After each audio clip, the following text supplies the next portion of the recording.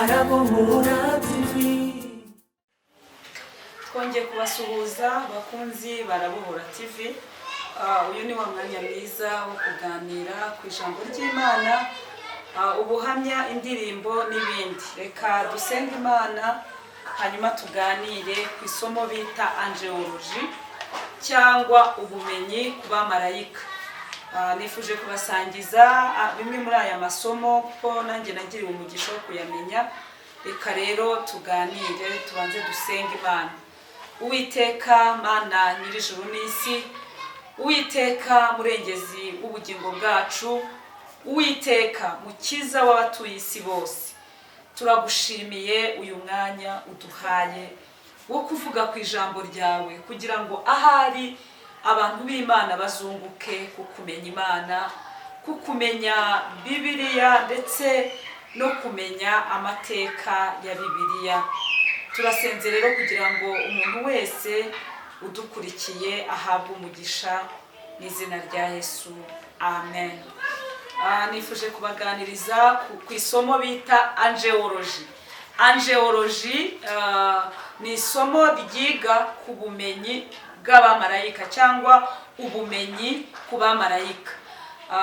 Abamarayika rero ni ibiremwa by'Imana.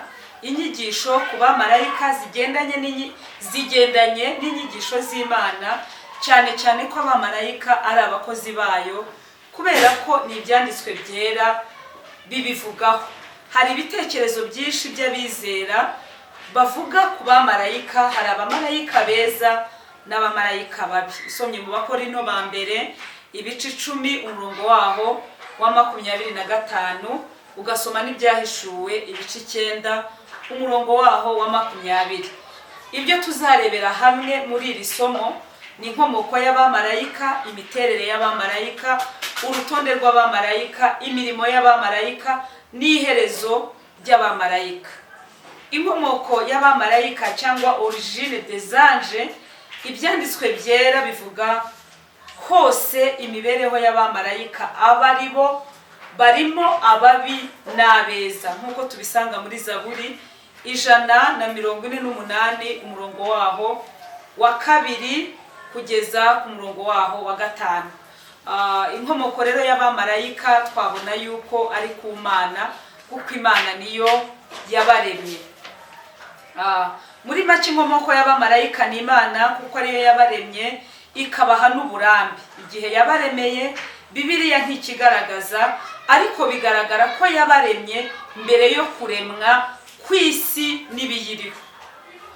Tubyumvikaneho ko abamarayika nabo baremwe n'Imana. Bibiliya ntikigaragaza igihe baremewe, ariko bigaragaza ko yabaremye mbere yo kuremwa kw'isi n'ibiyiriho. Tubisanga mu Itangiriro igice cya mbere umurongo waho wa mbere, kandi nk'uko tubisanga muri Yobu 38 umurongo waho wa 4 kugeza ku wa 7, aho bavuga abana b'Imana batangaga urusaku rw'umunezero igihe Imana yaremaga isi. Nubwo ibyanditswe byera bitagaragaza imibare y'abamarayika nyakuri, ariko bitwereka imibare y'abamarayika ko ari minini cyane. Tubisanga muri Danieli ibice byaho 7 umurongo wa 10, Matayo 26 umurongo wa 53, Abaheburayo 12 umurongo wa 22, ndetse n'ibyahishuwe ibice byaho 5 umurongo wa 11. Tugiye noneho kureba kugwa kw'abamarayika. Abamarayika baguye gute? Igihe cyo kugwa kw'abamarayika cyabereye mu ijuru, ntibyabereye mu isi. Turabizi neza ko kugwa kw'abamarayika byabereye mu ijuru, nubwo abanditsi benshi batabivugaho rumwe, ariko mwibuke ko abamarayika baremwe ari beza, nk'uko tubisanga mu Itangiriro igice cyaho cya mbere umurongo wa 31. N'Imana ubwayo imaze kurema ibintu yahamije ko ari byiza. N'ibyanditswe byera kandi bitwereka ko hari abamarayika babi, icyakora bagizwe babi nuko bakoze ibyaha, kubera ko batarinze icyubahiro cyabo, bityo bituma batakaza ibyicaro byabo mu ijuru. ni iki cyateye abamarayika kugwa? Mu by'ukuri abamarayika mu ijuru byatewe n'uko bashatse gukora kudeta y'intebe y'Imana, aho Satani yababajwe n'uko, cyangwa Lucifer ababazwa n'uko Imana yaremye umuntu itamugishije inama.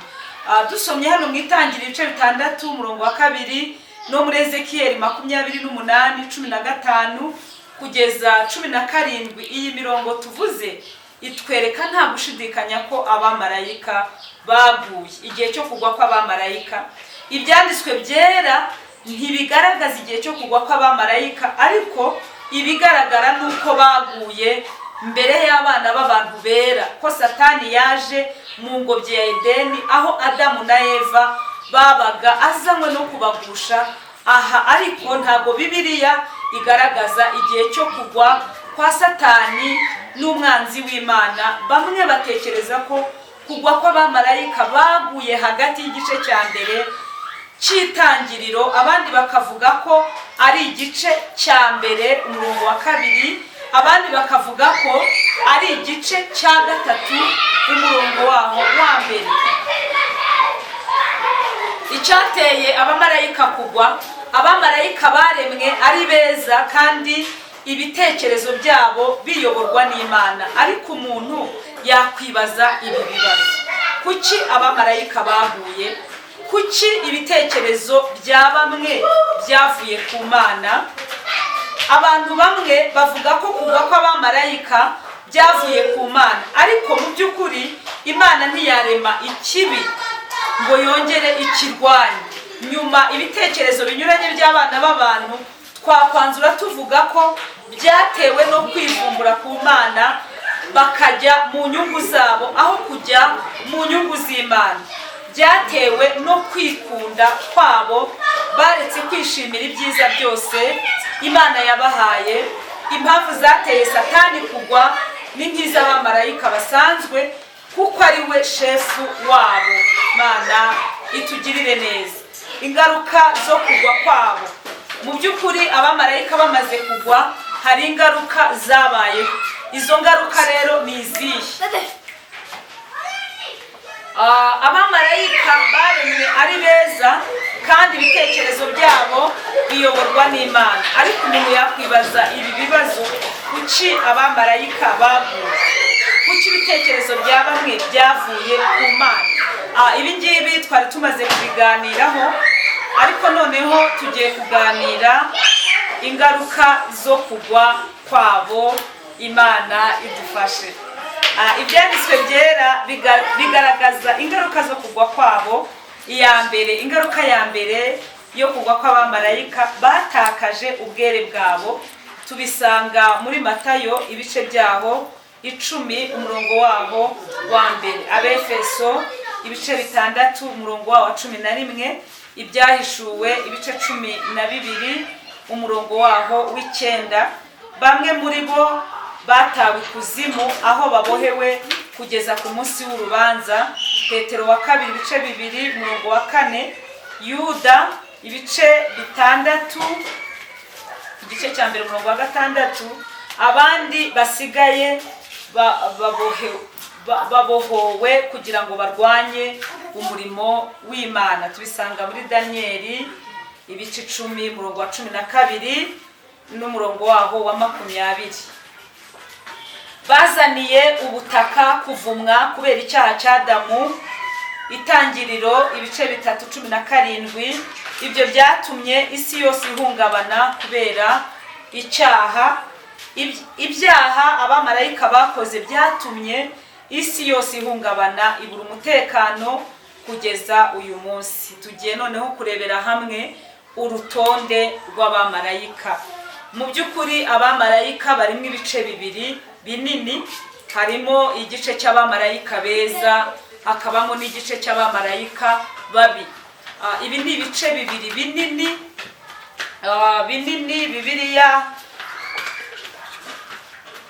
Bibiliya ibivugaho neza. Hari abamarayika beza. Tugiye guhera ku bamarayika beza. abamarayika beza muri rusange, izina marayika mu giheburayo no mu kigiriki bisobanura intumwa cyangwa messager. Intumwa za Yohana zoherejwe kwa Yesu zitwaga agerwa cyangwa intumwa. Luka ibice byaho 7 umurongo waho wa 24. Abamarayika b'Imana ni benshi nkuko Daniel yabivuze mu bice 7 umurongo wa 10, no muri Zaburi ibice byaho 38 umurongo wa 18, na Matayo 26 umurongo wa 53. Bivuze ngo aba bamarayika ni intwaro z'Imana. Hari abo twita lekerube cyangwa abakerubi, baboneka mu Itangiriro ibice byaho 3 umurongo waho wa 24, n'Abami ba kabiri ibice 19 umurongo waho wa 15, na Ezekieli ibice 10 umurongo waho wa 28 na 17. Abakerubi bisobanura gutwikira. Izina kerubi bisobanura gutwikira. Urugero, umukerubi niwe warindaga. Uburyo imirimo y'abakerubi nuko ari bo barindaga irembo rijya muri Edeni, agashyirwa no hejuru y'isanduku y'isezerano ry'Imana mu ihema ry'ibonaniro. Abakerubi nibo bashinzwe kurinda intebe y'Imana. Zaburi 18:11. Na mbere yo kugwa kw'abamarayika, Satani nawe yabarwaga mu barinda intebe y'Imana. Ezekieli ibice byaho 28 umurongo waho wa 4 n'umurongo wa 16. Noneho tugiye kureba abaserafi. Imirimo yabo itandukanye n'iy'abakerubi. Abaserafi nibo bashinzwe ibyo kuramya Imana Data mu ijuru, kandi nibo bashinzwe kweza abakozi b'Imana. Bashinzwe kandi gukurikirana ukuri n'imbaraga z'Imana no kubishyira mu bikorwa. Ni nabo bavugizi b'Imana. Imana ishimwe cyane. Tugiye kureba abamarayika wa 4. Umumarayika wa 4 muri iki gice cy'abamarayika beza kivuga ngo ni les êtres vivants cyangwa ibyaremwe bihoraho, nkuko tubisanga mu Byahishuwe 4 umurongo waho wa 6 n'uwa 9. Bashinzwe kuramya Imana no guca imanza Imana ibahaye guca. Ibyaremwe bihoraho cyangwa les êtres vivants bashinzwe kuramya Imana no guca imanza Imana ibahaye guca. Hari arikanje. Iryo zina riboneka mu byanditswe byera inshuro 2 gusa. Abatesalonike ba mbere ibice 4:16 na Yuda igice cya mbere murongo wa 9. Umurimo w'abarikanje ni ukurinda ubwoko bw'Abisirayeli. Dusomye muri Danieli ibice byaho 13 umurongo waho wa 21. Sekiveyi Danieli ibice 4 umurongo waho wa 13. Aba boherezwa kureba ibirimo gukorerwa hano mu isi, kandi bazana ubutumwa bwiza ku bana b'abantu. Les fils de Dieu cyangwa abana b'Imana. Aha bivuga ko ari abana b'Imana muri rusange, kuko baremwe nayo kandi na Satani nawe abarirwamo. Kandi izina Elohim naryo bikoreshwa bashaka kuvuga abamarayika. Dusomye muri Zaburi ibice byaho 8 umurongo waho wa 6, n'Abaheburayo ibice byaho 2 umurongo waho wa 7. Aba bamarayika nibo bashinzwe gutanga imbaraga mu bwami, kandi bakubahiriza icyubahiro cy'Imana mu bantu. Imana ishimwe cyane. Mbabwiye ibice 7 by'abamarayika beza n'imirimo yabo. Noneho tugiye kureba abamarayika babi. Nagerageje gukora karezime gatoya, ariko ngo namwe mbahe kuri ubu bumenyi musobanukirwe. Ese iyo bavuze ngo angeology babavuze iki? Ese ubumenyi ku bamarayika nubuhe? Mu by'ukuri usanga abantu benshi batashoboye wenda kwiga aya masomo baba bafite amatsiko. Abamarayika babi noneho, nkuko twavuze ko hari abamarayika beza, hari n'abamarayika babi. hari abamarayika bafungiye ikuzimu. Ubundi iyo bavuga ngo abamarayika beza n'abamarayika babi, abamarayika babi ni cya gice cy'abamarayika baciwe mu ijuru bamanurwa hano ku isi kubera ko bacumuye ku Mana. Hari abamarayika rero bafungiye ikuzimu. Abo ngabo baboneka cyane cyane muri Petero wa kabiri ibice byaho 2 umurongo waho wa 2 na Yuda igice cya mbere 6. Bigaragara ko Petero na Yuda bavuze iby'abamarayika kandi babihuriraho. Bigaragara ko gucirwaho iteka nyuma y'ibyo Danieli yavuze mu bice 10 murongo wa 13, bigaragara ko abamarayika biraye mu bantu kugira ngo babavane mu byizerwa, kugira ngo bakurwe mu byicaro byabo mu ijuru. Iyi ni ya mirimo mibi nyine y'abamarayika babi. Bigaragara ko ngo abamarayika biraye mu bantu, abamarayika biraye mu bantu. Twari tugiye kureba igice cy'abamarayika babi. Nk'uko twavuze ko hari abamarayika beza, hari n'abamarayika babi. Hari abamarayika bafungiye ikuzimu. Abo ngabo baboneka cyane cyane muri Petero wa kabiri ibice byaho 2 umurongo waho wa 2 na Yuda ibice 6 igice cya mbere umurongo waho wa 6. Bigaragara ko Petero na Yuda bavuze iby'abamarayika kandi babihuriraho. Bavuze ko bakoze ibyaha bagatabwa ikuzimu mu icuraburindi, bakaba bategereje gucirwaho iteka. Nyuma y'ibyo Danieli yavuze mu bice 10 umurongo waho wa 13 n'uwa 20, bigaragara ko abamarayika biraye mu bantu kugira ngo babavane mu byizerwa. Biragaragara nyine ko abo bamarayika babi cyangwa abakoreshwa na Satani biraye mu bantu kugira ngo babakure mu byizerwa, kugira ngo bakurwe mu byicaro byabo mu ijuru. Nuko bari baramaze kuba indahemuka ku Mana mu buryo bwo kuzuza inshingano zabo bari bafite mu ijuru. Bityo rero bataye inshingano zabo bari bafite mu ijuru, batabwa hano mu isi. Biraboneka ko ibyaha bakoze byari bimeze nk'inda bari batwite. Abo bamarayika babi ni cya gice nyine na nk'uko nabibabwiye birukanwe mu ijuru, ngo icyaha bakoze ngo byari bimeze nk'inda bari batwite, hanyuma iyo nda ikavuka. Hano haravuga ngo kugira ngo zivuke zibicire umubano bari bafitanye n'Imana. Mu isezerano rishya imvugo taritari ikuzimu nk'uko twabivuze ko iboneka mu rwandiko rwa 2 rwa Petero ibice byaho 2 kugeza ku murongo wa 4 iboneka kandi inshuro 3 mu gitabo cy'abakurambere 70. Umwanditsi witwa Ome yavuze ko taritari ari ahantu h'umwijima haboneka hasi yaho bita Hetsi. Aho hantu baharindiwe bategereje gucirwaho iteka ku munsi w'urubanza. Icya kabiri, hari abamarayika bataboshye. Abamarayika bataboshye abamarayika bataboshye, abo ngabo bakorana na Satani umutware wabo.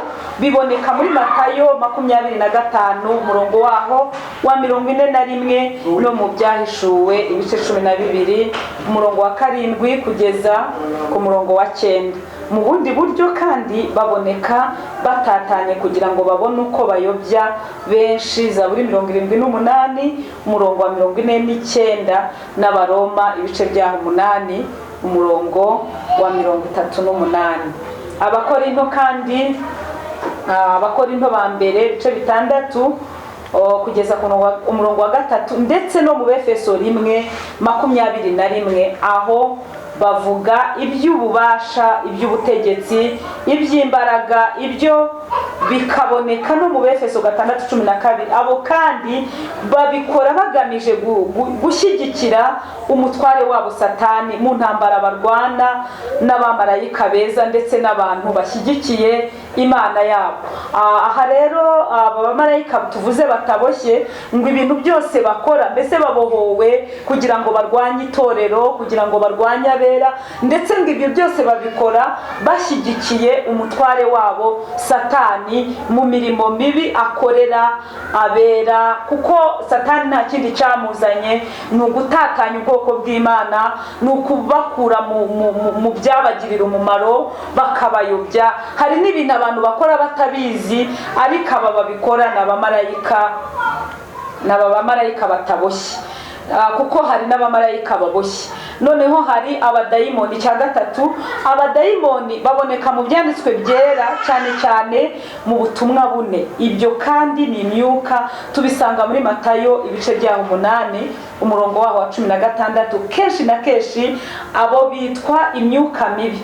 Mariko ibice 9:25, abo kandi bakorera munsi y'ubutware bwa shebuja Satani, nk'uko tubisanga muri Luka 11 umurongo wa 15 kugeza 29. Abo kandi batinya Imana, abadayimoni batinya Imana, kuko bakora nk'abajura. Turebye muri Matayo ibice byaho 8:29, ububi bw'abadayimoni batera uburagi. Matayo 9:32, bashobora no gukomeretsa, kwa kundi umuntu mujya kumva mukumva yaryamye akabyuka afite igikomere kandi yumva ataguye nta wamuriye inzara. Ibi ngibi ni abadayimoni babikora. Bashobora gutera uburagi, bashobora gukomeretsa, mbese utu tuntu twose twa feke bajya badukora abadayimoni. Dusomye muri Mariko ibice 9:18, n'ibindi byago byinshi ndetse harimo n'urupfu. Bakora ibinyuranye n'umurimo w'Imana, bangiza inyigisho shingiro. Muri Bibiliya Timoteyo wa mbere ibice 4 umurongo wa 1 n'uwa 3, bangiza ubumwe bw'abakristo. Aba badayimoni nibo bagenda bakangiza ubumwe bw'abakristo. Nigeze nsenga Imana imishurira ukuntu Satani agenda akirara mu itorero, akagenda akangiza ubumwe bw'abantu. Niba abantu bakundanaga, agashyiraho ikintu gishobora gutuma batandukana. Ntabwo rero dukwiriye nanone gutinya nubwo iri somo ribivugaho gutya, ahubwo dukwiriye kwambara imbaraga z'Imana, kuko abadayimoni batinya Imana. Imana itugirire neza. Dusomye mu Bakorinto ba mbere ibice 10 umurongo wa 20 n'uwa 21, twabahasanga ibi bintu bakunda gukora. Turasoma kandi nanone 4, Satani. Iyo bavuze Satani wumva iki? Theologie se ibivuga iki? Satani icyo cyaremwe kiboneka cyane cyane mu itangiriro ibice byaho 3 umurongo waho wa 1 n'uwa 15, no muri Yobu. Wakwibaza ngo none se Satani yararemwe? Nababwiye ko hari igice cy'abamarayika beza, hakaba n'abamarayika babi. Abamarayika beza niba natwasanze abaserafi, abakerubi, les êtres vivants, ndetse n'ibindi. Aba rero babibo ni Satani, nabo bageze ku bice, tugeze kuri 4, nabo bari mu ibice byinshi, ariko turavugamo bikeya. Satani ngo icyo cyaremwe kiboneka cyane cyane mu itangiriro ibice 3 umurongo waho wa 1 n'uwa 15. Aha ngaho wasomye ushobora gusobanukirwa no muri Yobu igice cya 1 umurongo waho wa 6. Akoreshwa agaragaza Satani. Yobu igice cya 1 umurongo waho wa 8 na Yesaya ibice 14 umurongo wa 13. Timoteyo wa mbere ibice 3 umurongo waho wa 6. Ibyanditswe byera byagiye bigaragaza amazina akoreshwa mu kugaragaza Satani. Hano haravuga ngo imirimo y'abamarayika babi. Ubwo ni imirimo nyine y'abamarayika babi, bamwe bakorana na Satani, bamwe baciwe mu ijuru ku Mana kubera kwigomeka, nibo bitwa abamarayika babi. Muri rino somo bakora ibinyuranye. Ubumve imirimo y'abamarayika babi. Bakora ibinyuranye n'abamarayika beza. Bakora imigambi yo gutandukanya abakristo bakora imigambi yo gutandukanya abakristo. Abaroma ibice byaho 8 umurongo wa 38 bakora ibitandukanye n'imigambi yabo. Matayo 25:41, Abefeso 6:12 batera imivurungano mu mibiri no mu bugingo. Igihe uzumva mu mubiri urimo harimo umuvurungano nibo babitera, ni Satani ubitera. Ngo ndetse no mu bugingo ukumva mu bugingo utameze neza, ibyo ni Satani ubitera, ntabwo Imana ariyo ibi bishaka, ahubwo Satani aba yagusabye kugira ngo aguteze imivurungano. Imana itugirire neza. Hano haravuze muri Matayo 9:33 babiba inyigisho mbi. Abatesalonike ibice 2 umurongo wa 2 banyuranya n'abana b'Imana. Tukuvuga ngo ibyo abana b'Imana bakora bo banyuranya nabo. Niyo mpamvu tugomba kujya dusenga tukasobanyiriza Satani. Niba yaravuze ngo ibi bibe gutya tukabisobanya mu izina rya Yesu. Ngo ibyo nukuvuga ngo banyuranya n'ibyo abamarayika beza bo bakora. Babiba inyigisho mbi, barabeshya bakoresheje igihe mu binyoma bibanezeza. Hano aravuze ngo banyuranya n'abana b'Imana mu iterambere ry'umwuka. Hari uburyo butatu abadayimoni bakoresha bayobya abantu. Bababeshya bakoresheje igihe mu binyoma babaze neza. Urumva Satani warabanza akakubara akaguteza ibinyoma, kandi we aba yabibaze neza.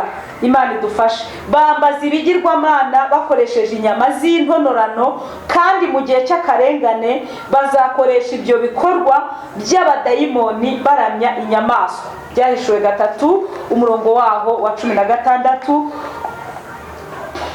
Bakoresha imyuka y'abapfuye, bakavuga ko imyuka y'abapfuye ishobora kuboneka mu bana b'abantu, kandi bagasobanura ko iyo myuka ikorana n'abantu bakiriho. Ikibazo bamwe mu bakristo muremera ko umwuka w'abapfuye ugaruka ugakorana n'abakiri bazima. Iki ni ikibazo. Murabyemera ko bishobora kubaho? Medium Abisirayeli bahakanye gukorana n'imyuka y'abapfuye. Abalewi 19:31 na 20, ndetse n'Abalewi ibice 6 umurongo waho wa 27. Gutegeka kwa kabiri ibice byaho 8 umurongo wa 11, ndetse no mu bami ba kabiri ibice 21 umurongo waho wa 6, ndetse na 23 mu bami nyine ibice 23 umurongo wa 4. Kubirebana n'ibyanditswe byera biduhugura ngo tumenye kuvumbura, ngo tumenye iyo myuka mibi, niba iyo myuka iturutse ku Mana cyangwa idaturutse ku Mana. Yohana wa mbere 4 umurongo wa 1. Mu Bakorinto ba mbere 12 umurongo wa 10 tukirinda kugirana ubumwe n'iyo myuka mibi. Abalewi ibice 9:31 n'Abakorinto ba mbere ibice bya 10 umurongo wa 20. Tugomba kwirinda iyo myuka mibi, ya yindi gitera abantu ikabatera nijoro. Mujya mwumva ko hari nk'abantu bagenda ngo bakazura n'abantu bakabakoresha. Iyo ni imyuka mibi. Bashobora rero kuba umuntu yarapfuye, yarangiza ukabona yaguteye, kandi wenda yaranapfuye atizera. Ibi byose ni imyuka mibi, ni Satani ubikora kugira ngo ateshe umutwe ikiremwa muntu. Ariko muhumure, Kristo yanesheje isi. Ibyo kandi kugira ngo tubineshe tugomba kwambara imbaraga z'Imana kugira ngo tubone uko tunesha iyo myuka mibi. Ibyo tuzabishobozwa kandi n'amasengesho yo kwinginga no kwihangana. Befeso ibice 6 umurongo waho wa 18. Ndatekereza igihe kiri kugenda, reka turebe ku mirimo ya Satani. Duse n'abasoza kino gice, tuzongera kandi tugaruke tubabwire. Imirimo ya Satani igaragazwa n'amazina yahawe, kuko buri zina rigaragaza igikorwa cyayo cyerekeza abana b'abantu gukora ibyaha. Ibyanditswe byera biduhishurira mu buryo butaziguye inkomoko ya Satani n'imirimo ye. Dore intego ya Satani dore intego ya mbere ya Satani yari iyo gufata umwanya w'Imana, muri make yo gufata intebe y'Imana. Ikindi cya kabiri yashatse kwica Yesu kugira ngo akomeze imigambi yo kurimbura isi, ariko yaratsinzwe. Iyo Yesu atsindwa mu migambi ye yo gucungura abana b'abantu, Satani yari kuba ageze ku ntego ye ya mbere yo gushinga ubwami bwe hano mu isi buhoraho. Satani ntatera ibitero ku Mana mu buryo butaziguye, ahubwo ibyanditswe byera bitwereka ibyo Satani akoresha kugira ngo arimbure abatuye isi. Cya kabiri arabagerageza. Yohana 8:4, Abakorinto ba 2:11 murongo wa 13, akoresha n'ibigeragezo. Matayo 4, akoresha n'ibigeragezo, aduteza indwara. Dusomye Luka 13:16, aduteza n'ibisazi. Yohana 13:27.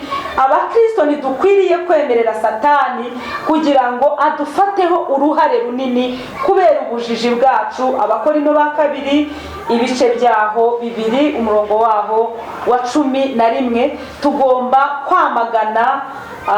kwamagana mu bikorwa bye byose, tugomba kumwamagana mu bikorwa bye byose kandi tukamunesha. Ntitugomba kuvuga kuri Satani tworoheje.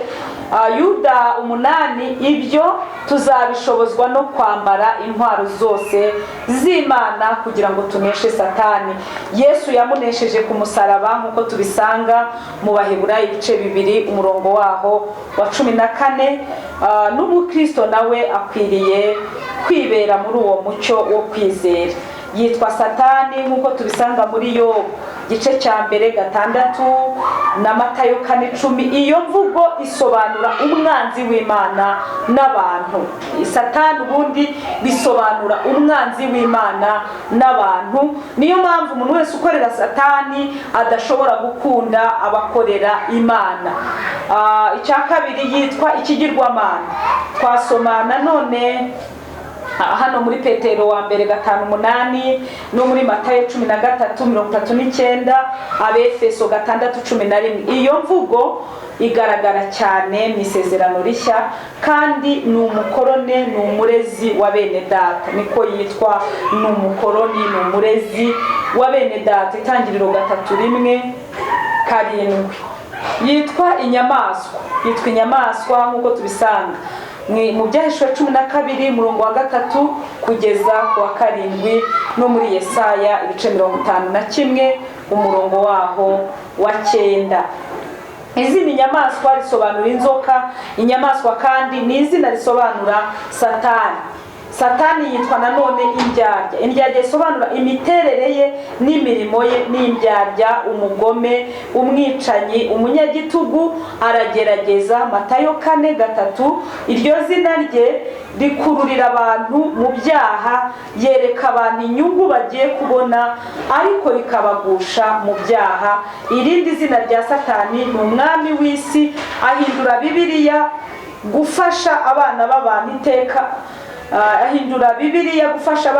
iteka ryose. Ahora ari inyuma y'ibinyoma. Satani igihe cyose ahora ari inyuma y'ibinyoma. Ni nawe utuma abantu bahindura Bibiliya. Iyi Bibiliya dukoresha abantu bajya bakayihindura bagashyiramo ibyo Satani ashaka. Abo babikora baba bakorera Satani. Ni umwami w'imbaraga z'ikirere. Abefeso 2 umurongo wa 2. Nta gushidikanya Satani ni umutware w'abamarayika babi. Matayo 12:24 na 25 kugeza 41. Ni intwaro zo kurimbura isi. Satani yaraziteguye kandi nibiba mu mutwe we. Imana itugirire neza. ubutaha rero tuzasobanukirwa neza imirimo y'abamarayika, uburyo igabanijemo ibice bitatu, naho ubutaha. Hanyuma rero ibingibi nk'uko nabibabwiraga, mugomba kumenya iri ni isomo ryitwa ubumenyi ku bamarayika cyangwa angeology.